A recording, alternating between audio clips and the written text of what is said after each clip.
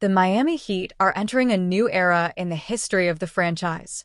And when this coming season tips off, it's looking like Tyler Herro is finally going to get what he's been desiring, to be the top scoring option on this team.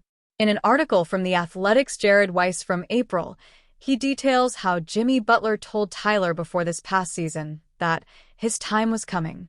As it turned out, that time was sooner than anyone expected, given that Herro was vaulted into a much bigger role after Butler was ultimately traded away ahead of the February trade deadline. That circumstance has left Tyler in a bit of a strange situation. No one would doubt that he, as any player, would want to be the first scoring option on his team. That's the kind of stuff you dream about as a kid and pretend to act out while shooting on your driveway hoop. But it's also not the easiest position to find yourself in.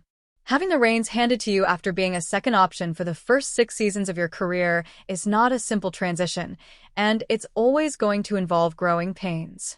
Tyler Herro is going to get a massive opportunity this coming season. As of right this moment, it would seem that the consensus opinion of Herro from most is that he's best suited as a second or third option on a team vying for a championship. But that's precisely what this opportunity is presenting itself for. Tyler is now going to either prove that assumption correct or dismantle it. Weiss also notes that Herro has been getting ramped up for the position he now finds himself in for some time. Back in the spring of 2024, the Heat faced off with the eventual champion Boston Celtics in the first round of the playoffs without Jimmy Butler.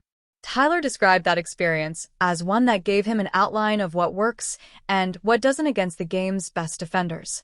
And although Herro might not be at the level now that he eventually wants to be at, he's not backing down from the criticism. I love it. That's how I grew up. So that's my natural habitat, fiery, just talking and understanding that it's basketball, Herro said. Just talking about basketball, bro. It's not the end of the world. The vast majority of NBA fans and observers would say that Miami is going to need another franchise player alongside Tyler Herro if they want to get back to the prior level they were at. But while nearly everyone is ready to count number 14 out, he's embracing this opportunity.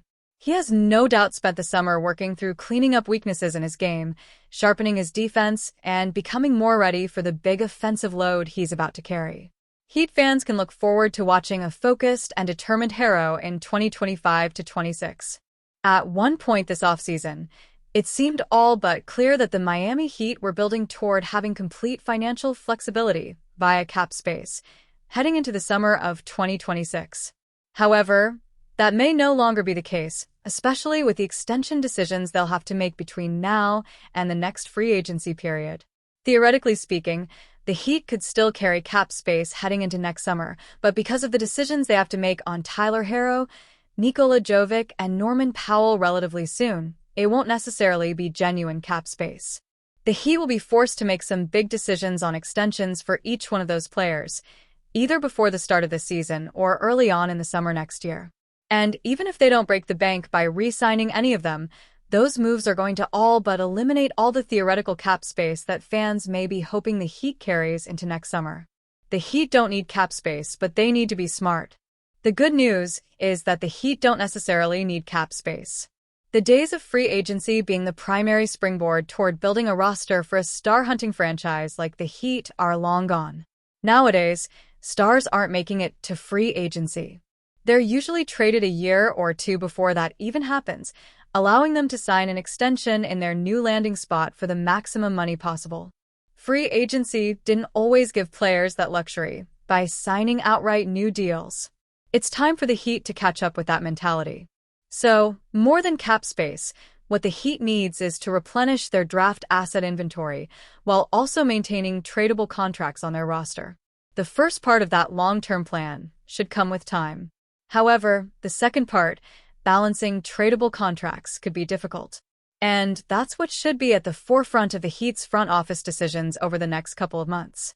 The last thing the Heat needs to do is hurt itself by signing a Tyler Herro or Nikola Jovic to untradeable contract extensions. That would defeat the point of not only the Heat losing their cap space for 2026, but also eliminate the Heat's other chances of putting themselves in a position to trade for a star player. While it may not be the end of the world that the Heat are no longer setting themselves up to have prime cap space for next summer, they also can't be irresponsible when it comes to handing out contract extensions over the next few months. It's certainly something to keep a close eye on for Miami. Andrew Wiggins is heading into his first full season with the Miami Heat. There are questions about whether the veteran forward will make it through the 2025 to 2026 NBA season on just one team. Lately, the Los Angeles Lakers have been linked to Wiggins as a potential trade target. With the Lakers going all in with their superstar duo Luka Doncic and LeBron James, they're doing some searching for another prominent piece to add to the mix. Via the Stein line, as I understand it, the Lakers' reluctance in the early stages of the offseason to consider trades for contracts that stretch beyond the 2025 to 26 season has thawed somewhat. I don't think that means they'll swing a deal for just anyone between now and the February 5th trade deadline, but league sources say LA would indeed have interest in adding a two-way swingman who can raise their ceiling. The sort of player who is likely to interest the Lakers? My read, if Miami were to make him available, Andrew Wiggins. If, and that's a big if, the Lakers and the Heat get on the phone to discuss a Wiggins trade, the Lakers wouldn't be parting with some throwaway pieces. Many fans speculate that Rui Hachimura would be the big piece going out. If that's the case, there is a lot of pushback from outsiders. Lakers fans don't want to see Hachimura go. /PN Lake Show. Someone show me how we do this trade without giving up Rui. Wiggins is making 28. Dalton plus Maxey plus Gabe still doesn't get you there. /just reading 10-10. Yet money doesn't make sense. Has to include Rui, and is not worth it then. /which, resident 7670. We better not include Rui for Wiggins. That's a step back immo. /DNUP. Coloco is on a two-way, so it wouldn't and can't be included in trade.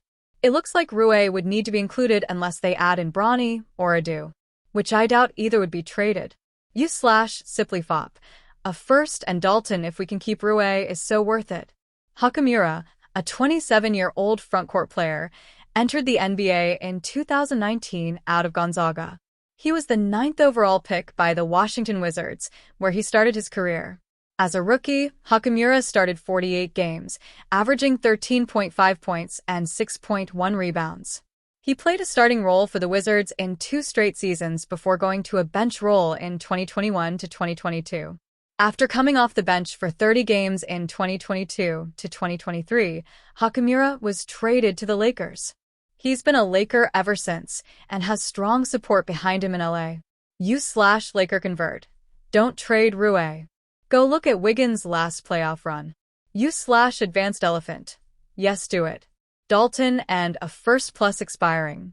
Keep Rui. We need bench power. Wiggins would be an automatic upgrade over DFS. /seeing things 123. Most I would do is DK plus first plus filler that isn't Rui.